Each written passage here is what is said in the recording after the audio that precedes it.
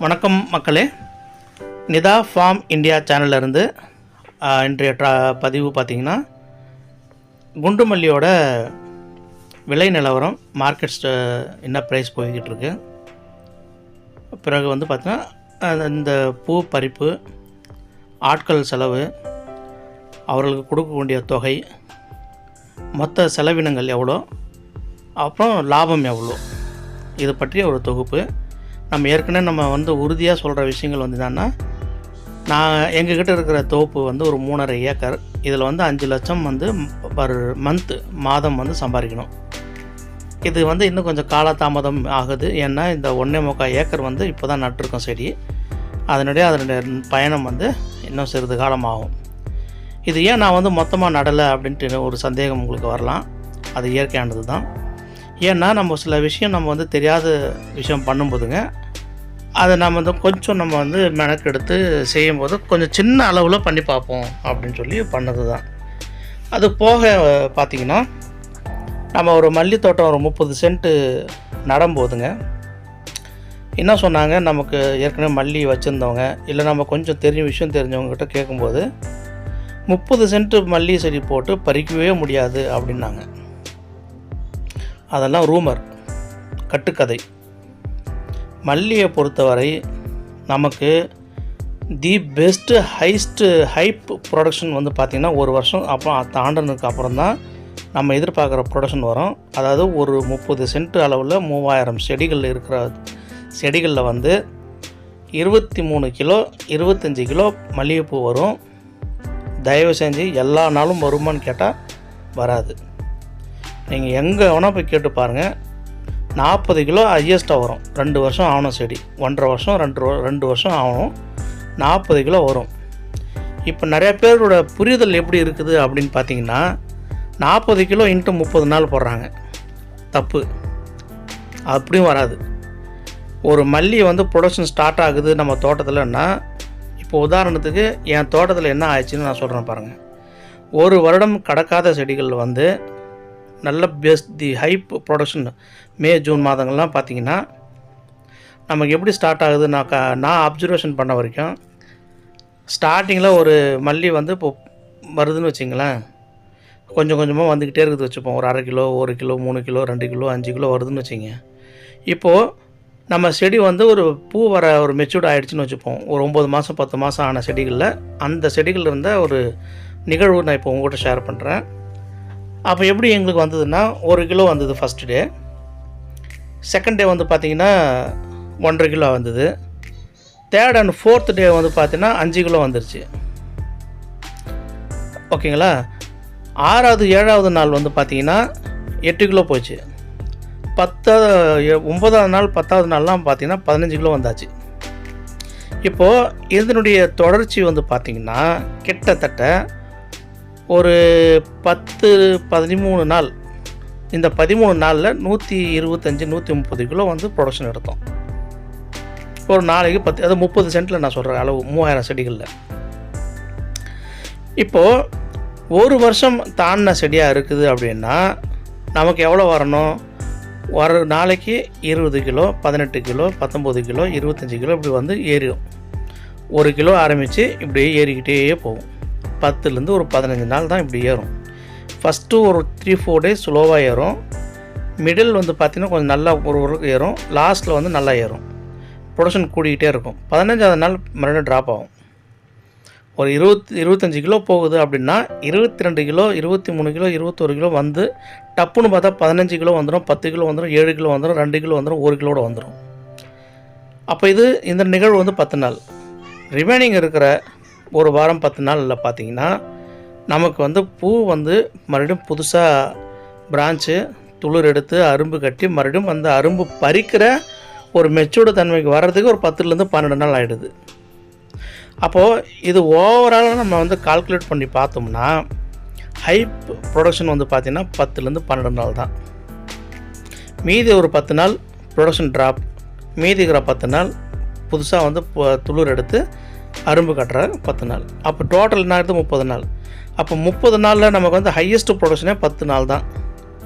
இப்போ நம்ம பார்க்க வேண்டியது என்னன்னா, ஹைப்பு, அதாவது பூ ஏறுறதும் பூ இறங்குறதும் நம்ம ரெண்டுமே தான் கணக்கு பண்ண முடியும். அப்போது ஒரு நாளைக்கு ஹையஸ்ட்டாக என்ன போச்சோ அதுதான் வந்து நிறைய பேர் பதிவு பண்ணுறாங்க. நம்ம யூடியூப் சேனல், மற்ற யூடியூப் சேனலாக இருந்தாலும் சரி, இல்லை கொஞ்சம் விஷயம் தெரிஞ்சவங்களும் என்ன சொல்கிறாங்கன்னா, அந்த லாஸ்ட் ஒன்று இப்போ என் தோட்டத்தில் வந்து ஹைப்புன்னு பார்த்தீங்கன்னா ஒரு 40 கிலோன்னு வச்சிங்களேன். நான் வந்து இப்போ ஒரு நாளைக்கு 40 கிலோ வருது அப்படின்னு நான் உங்கள்கிட்ட சொன்னேன்னா, அந்த 40 நாள் 40 கிலோ இன்ட்டு 30 நாள் தான் கணக்கு பண்ணி பார்ப்பாங்க. இது வந்து ஹியூமன் சைக்காலஜிக்கலாக பார்த்தா இப்படி தான் நமக்கு தோணும். ஆனால் அப்படி வர்றதில்ல. ஹையஸ்ட்டு போனது மட்டும் சொல்கிறாங்க. அப்போ நமக்கு என்ன ஆகிடுது, ஒரு 30 சென்ட் 10 சென்ட் 5 சென்ட் வச்சா போதும்.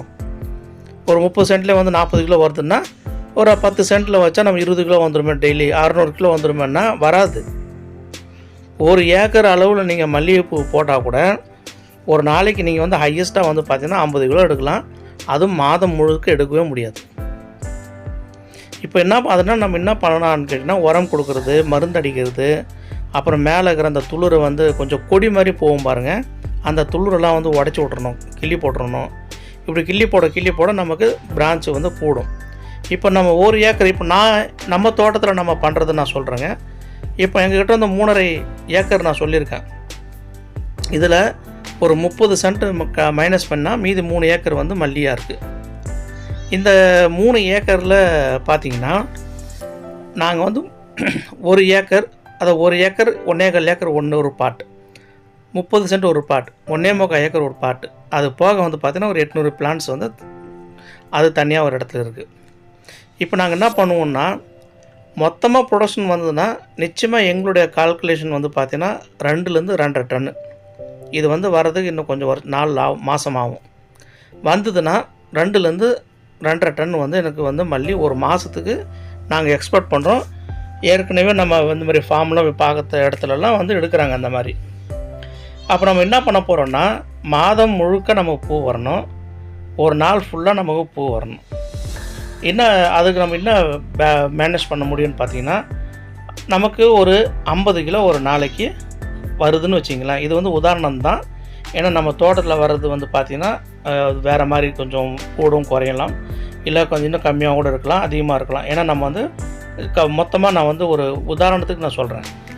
இப்போ நமக்கு வந்து ஒரு நாளைக்கு 50 கிலோ வருதுன்னா 30 நாள் கண்டினியூஸாக பூ வருதுன்னு வச்சிங்களேன். ஒரே நாளில் திடீர்னு ஹைப் ஆகுதுன்னு வச்சிங்க, ஒரு நாளில் 200 கிலோ வருதுன்னா பறிக்கவே முடியாது. மேன் பவர் காஸ்ட்டு ஒரு நாளைக்கு 150 ரூபா 3 மணி நேரம் வந்து பறிப்பாங்க. இப்போ எங்கள் சைடில் இருக்கிறவங்க, திருவண்ணாமலையில் நார்த்தன் சைடில் இருக்கிறவங்க வந்து பார்த்திங்கன்னா, அவங்களுக்கு வந்து பார்த்திங்கன்னா 1 கிலோ மல்லி பறித்து கொடுத்தா 40 ரூபா, ஒரு கிலோவுக்கு 40 ரூபா கொடுத்துடணும். ஆனால் நம்ம சைடில் இருக்கிறவங்க என்ன பண்ணுறாங்க, கிலோவெல்லாம் அவங்க வரமாட்டேன்றாங்க. 3 மணி நேரம் கரெக்டாக வருவாங்க, மல்லிகைப்பூ பறிப்பாங்க, கிலோவெல்லாம் பார்க்க மாட்டாங்க. ஆனால் நல்ல வேலை செய்வாங்க, டக்குன்னு பூ பறிப்பாங்க. அவங்களுக்கு நான் வந்து 150 ரூபா கொடுக்கணும். அப்போ நான் 200 கிலோ பூ வருதுன்னா ஒரு ஆள் வந்து அதிகபட்சம் 4லேருந்து 5 கிலோ பறிப்பாங்க. அதுக்கு மேலே யாராலும் பறிக்க முடியாதுங்க, ரொம்ப கஷ்டம் மல்லிகைப்பூ பறிக்கிறது. அப்போ அவங்க வந்து ஒரு 10 பேர் நம்ம வராங்கன்னா ஒரு 50 கிலோ பறிக்கலாம். இது வந்து ஒரு ஸ்டாண்டர்டாக நம்மளால் முடியும். இப்போ எங்கள் தோட்டத்தில் நான்லாம் நல்லா ப்ரொடக்ஷன் வரும்போதெல்லாம் வந்து பார்த்திங்கன்னா ஒரு 10லேருந்து 12 பேர் வச்சு நான் பறிச்சிருக்கேன். ஆளுங்க இருக்காங்க, அந்த மாதிரி வராங்க நம்ம தோட்டத்துக்கு. டக்குன்னு வருவாங்க, பூ பறித்து கொடுத்துருவாங்க. ஒரு மூட்டை 2 மூட்டை பூவெலாம் பறித்து கொடுத்துருவாங்க. நாங்கள் கொண்டு போய் மல்லிகைப்பூ கொண்டு போய் மார்க்கெட்டில் போட்டிருக்கேன். இதே ஜூன் மாதம் இப்போ கடந்த ஜூன் மாதம்லாம் நாங்கள் அந்த மாதிரி பண்ணியிருக்கேன். இப்போது நமக்கு 200 கிலோ பூ வரும்போது சடன்லி நம்ம அந்த சமயத்தில் ஆள் வர முடியாது. வந்தால் நமக்கு நஷ்டமாயிடும். அப்போ நம்ம என்ன பண்ணலான்னா, பகுதியாக ஒரு பகுதியாக நம்ம வந்து பிரிக்கலாம். இப்போ நான் என்ன பண்ணியிருக்கேன், 1.25 ஏக்கர் தனி, 1.25 ஏக்கர் தனி, 30 சென்ட் தனி, இன்னொரு 10-20 சென்ட் இருக்குது, அது தனி. நான் என்ன பண்ணியிருக்கேன்னா, இது முடியும் போது அது ஸ்டார்ட் ஆகும், அது முடியும் போது ஸ்டார்ட். இப்போ நம்ம ஒன்றும் அது பெருசாக ஒன்றும் பண்ண போகிறதில்ல. நம்ம என்ன பண்ண போகிறோன்னா, உரம் வைக்கிறது கொஞ்சம் ஒரு வாரமாக தள்ளி போடணும். உரம் வைக்கும்போது ஃபேக்டாம்பஸ், டிஏபி 28 இதெல்லாம் வைக்கும்போது, இது நான் சொன்ன உரங்கள் வந்து பெஸ்ட்டு உரங்க. நீங்கள் ட்ரை பண்ணி பாருங்கள். நம்ம உங்கள் தோட்டத்தில் நிச்சயமாக உங்களுக்கு வந்து நான் 100% சொல்கிறேன், நல்ல ரிசல்ட் இருக்கும். டிஏபி, ஃபேக்டாம்பாஸ் 28 இது 3 உரமும் நல்லா சேர்த்து ஒரு 2 கைப்பிடி 3 கைப்பிடி வைங்க. ஒரு 6 மாதத்துக்கு மேலே உள்ள செடிக்கு நீங்கள் கண் கூட அந்த ப்ரொடக்ஷன் பார்க்கலாம். அப்போது அந்த உரம் வந்து நம்ம தள்ளி போடும்போது செடியோட வளர்ச்சியும் அதுக்கேற்ற மாதிரி தான் கொஞ்சம் 1, 2, 3, 4 அப்படின்னு சொல்லி ஸ்டெப் பை ஸ்டெப்பாக வளரும். ஃபஸ்ட்டு வச்சது நல்லா க்ரோத் இருக்கும், பூ வர ஆரம்பிக்கும். ரெண்டாவது ஒரு 1 வீக் 10 டேஸ் தள்ளி வச்சது கொஞ்சம் அதுக்கப்புறம் வரும். இப்போ நான் அப்படி தான் பிளான் பண்ணி ஷெடியூல் பண்ணியிருக்கேன். நமக்கு வந்து ஃபஸ்ட்டு 30 சென்ட்டு மல்லி ஃபஸ்ட்டு ப்ரொடக்ஷன் வரும். அப்புறம் 1.25 ஏக்கர் ப்ரொடக்ஷன் வரும். அப்புறம் ஒரு 10-20 சென்ட்டில் இருக்குது அந்த ப்ரொடக்ஷன் வரும். காக்கடான் ப்ரொடக்ஷன் வரும். முடியும் போது இந்த முடிச்சு எல்லாம் நான் ரொட்டீனில் முடிக்கும் போது எனக்கு ஃபஸ்ட்டு 30 சென்ட் மறுபடியும் அங்கேருந்து பூ வர ஆரம்பிக்கும். இந்த மாதிரி வரும்போது மாதம் முழுக்க நமக்கு பூ வரும். நடுவில் எந்த ஒரு கேப்பும் ஆகிடாது. 3வது எனக்கு மேன் பவராக பெருசாக நான் அலைய வேண்டிய அவசியம் எனக்கு இருக்காது. நான் வந்து 10 பேர் இருந்தால் எனக்கு போதும். பூ பறித்து நான் மார்க்கெட்டில் கொண்டு போய் போடலாம். 4வது ஆப்ஷன் என்னன்னு கேட்டிங்கன்னா, மார்க்கெட்டோட ப்ரைஸ் வந்து பார்த்திங்கன்னா திடீர்னு ஒரு நாள் ஏறுது, ஒரு நாள் இறங்குது, ஒரு நாள் மிடிலாக இருக்குது. கான்ஸ்டண்ட்டாக நம்மளால் சொல்ல முடியல. ஸோ நம்ம எல்லா மாதமும் எல்லா நாளும் நமக்கு வந்து ஒரு 50 கிலோ பூ வருது அப்படின்னும்போது அந்த 50 கிலோ பூ நல்ல ப்ரைஸ் வரும்போதும் கிடைக்கும் நல்ல லாபம். கொஞ்சம் லோவஸ்ட்டாக போகும்போது கூட நமக்கு லாபம் தான். ஏன்னா பேலன்ஸ் ஆகிடும். ஒரு 600 ரூபாய் இப்போ நேற்று ரேட்டு வந்து பார்த்திங்கன்னா மல்லியோட ரேட்டு 650 ரூபா நேற்று மட்டும். விஜயதசமி போன லாஸ்ட் இப்போ போச்சு பார்த்தீங்க. விஜயதசமி அன்றைக்கி மட்டும் 980 ரூபா எங்களோட மல்லியை நாங்கள் வந்து விற்றுருக்கோம். 980 ரூபாய்க்குன்னு. அப்போது நமக்கு வந்து ஒரு 50 கிலோ மல்லி இன்ட்டு 300 ரூபாய் நம்ம போட்டால் கூட ஒரு நாளைக்கு நமக்கு 15,000 ரூபாய் கிடைக்கும். அப்போ 15,000த்தில் 10 பேர் மல்லிகைப்பூ பறித்து போடுறாங்கன்னா 150 ரூபா கணக்கு வச்சுக்கிட்டால் கூட நமக்கு அவங்க கொடுக்க வேண்டிய தொகை 1500 ருபீஸு இல்லைங்களா? அது போக மீதி இருக்கிற 3500 ரூபா உர செலவு, நம்ம செலவு, பெட்ரோல் செலவு, வந்து போகிற செலவு எல்லா செலவும் போகுதுன்னு வச்சுப்போம். ஒரு உதாரணம் தான் சொல்கிறேன் நான். அவ்வளோலாம் ஆகாது. ஒரு ஒரு ஒரு 10 கிலோ மல்லி நம்ம வந்து 300 ரூபா போட்டால் 3000 ரூபா ஆச்சுங்க. 15,000 ரூபா ஆச்சு. 15,000 ஒரு நாளைக்கு நம்ம 3500 ரூபா நம்ம என்ன செலவு பண்ண போகிறோம்? ஒன்றுமே கிடையாது. 3000 ஒரு ஏக்கருக்குலாம் வந்து பார்த்திங்கன்னா உர செலவு மேலே ஃபெர்டிலைசர் செலவுலாம் பார்த்திங்கன்னா ஒரு 25,000 ரூபா தான் போதும் மொத்தமாகவே. இது நம்ம வந்து 3500 ரூபா பண்ணிட்டு 10 நாள் காசு நமக்கு போதும் 35,000 எடுத்து வச்சுக்கலாம். இல்லை நீங்கள் வந்து ஒரு 3 ஏக்கர் அளவில் நீங்கள் இந்த மாதிரி பூ போட்டு இப்போ என்ன மாதிரி ஒரு 3.5 ஏக்கர் நீங்கள் அளவில் பூ போட்டு வைக்கிறீங்கன்னா தாராளமாக உங்களுக்கு 3500 ரூபா போதுமானது. ஏன்னா 30 நாளைக்கு 3000 போட்டால் 1 லட்ச ரூபா வரும். தாராளமாக போதும். அவ்வளோலாம் செலவாகாது. 50,000 இருந்தால் போதும். 50,000 60,000 இருந்தால் போதும். அப்போது இதுலேருந்து என்ன தெரியுது அப்படின்னு நம்ம பார்த்துக்கிட்டோம்னா, நம்ம பண்ணுற அந்த செலவுகள் பார்த்திங்கன்னா ஒரு 50 கிலோ பூ நமக்கு 300 ரூபா போகுதுன்னா நமக்கு 200 ரூபா போகும்போதும் சரி, 500 ரூபாயிலேருந்து 700 ரூபா நமக்கு போகும்போதும் சரி, பேலன்ஸாக நம்ம வந்து ஒரு ஆவரேஜ் 300 ரூபா நம்ம வச்சுக்கிட்டால் கூட நமக்கு வந்து ஒரு நாளைக்கு 10,000 ரூபா நமக்கு லாபம். 30 நாளைக்கு 3 லட்ச ரூபா நமக்கு நிகர லாபம் கிடைக்கும். கன்ஃபார்ம்டாக சொல்கிறேன். நமக்கு 3 ஏக்கர் பரப்பில் வச்சுருக்கிற நம்ம மல்லிகை தோட்டத்தை 5 லட்சம்ங்கிறது சாதாரணமாக நம்மளால் எடுக்க முடியும். அதுக்கு மெயின் கான்சன்ட்ரேஷன் வந்து பார்த்திங்கன்னா எடுக்க வேண்டிய நம்ம கவனமாக பார்த்துக்க வேண்டியது நம்ம தோட்டத்தை மட்டும்தான். நம்ம தோட்டத்தில் பூவை வர வைக்கணும், அவ்வளோதான் நம்ம வேலை. மருந்து அடிக்கணும், உரம் போட்டுக்கிட்டே இருக்கணும், பூ வந்துக்கிட்டே இருக்கும். திருவண்ணாமலையில் சங்கம் பக்கத்தில் ஒரு விவசாயி ஒரு ஏக்கரில் வாரத்தில் 3 மருந்து அடிக்கிறார். நான்லாம் ஒரு வாரத்தில் 1 மருந்து அடிச்சிட்ருக்கேன். அவர் 3 மருந்து அடிக்கிறார். இது நமக்கு ஒரு அப்கிரேடு தான். இப்போ அவர் 3 தடவை அடிக்கும்போது இந்த மாதிரி சீசன்லாம் வந்து பார்த்திங்கன்னா அவருக்கு வந்து ஒரு 20 கிலோ 30 கிலோ பூலாம் வருது. ஏன்னா அவரது 2 வருஷம் தாண்டின செடிகள். அதனால தான் நம்ம கம்பேரிசன் பண்ணும்போது நம்மளுக்கு 2 வருஷம் தாண்டின செடிகள் ரொம்ப கம்மி தான். அப்போ இந்த பெரிய லெவலில் கம்பேரிசன் ஏன் பண்ணுறோன்னா, நம்ம சில நுணுக்கங்கள் வந்து நம்ம யாராவது சொல்கிறாங்கன்னா நம்ம அதை பார்த்துக்கிட்டு நம்ம அதை எப்படி எஸ்டாப்ளிஷ் பண்ண முடியும் அப்படின்னு நம்ம ஒரு சின்ன ஒரு பகுதியில் எஸ்டாப்ளிஷ் பண்ணி பார்த்தா அப்போ நமக்கு அந்த ரிசல்ட் என்னன்றது தெரியும். அந்த இப்போ நம்ம 3 முறை அடிக்கிற மருந்துக்கும் நமக்கு வந்து 1 முறை அடிக்கிற மருந்தோட செடியும் என்ன வளர்ச்சி இருக்குது அதை நம்ம கம்பேரிசன் பண்ணி பார்த்தோம்னா அதுலேருந்து நமக்கு என்ன புரிஞ்சிடும். ஓரளவுக்கு நம்ம புரிய வரும். அது ஏன் நம்ம வந்து இந்த விஷயத்த வந்து நான் அழுத்தமாக சொல்கிறேன் அப்படின்னா, காஸ்ட்டு ரொம்ப கூடங்க. ஃபெர்டிலைசர் காஸ்ட்டு வந்து நம்ம தமிழ்நாட்டில் ரொம்ப கூட. முன்னெல்லாம் கொஞ்சம் கம்மியாக இருந்தது, இப்போல்லாம் ரொம்ப விலை ஏற்றிட்டாங்க. இப்போ நம்ம 3 தடவை நம்ம ஸ்ப்ரே பண்ணும்போது நம்மளோட செலவு வந்து 3 மடங்கு கூடிடும். அதுக்கு உண்டான வருமானம் வருதான்னு பார்க்கணும். வெறும் செலவே மட்டும் நம்ம பண்ணுறதுல வந்து அர்த்தமே கிடையாதுங்க. நம்ம விவசாயத்தில் வந்து லாபம் எடுக்கணும், கூடவே நம்ம செலவும் கொஞ்சம் குறைக்கணும். நான் சொன்ன அடி உரங்கள் வந்து நீங்கள் மகுன தொழு உரம் போட்டால் இன்னும் செலவு குறையும்.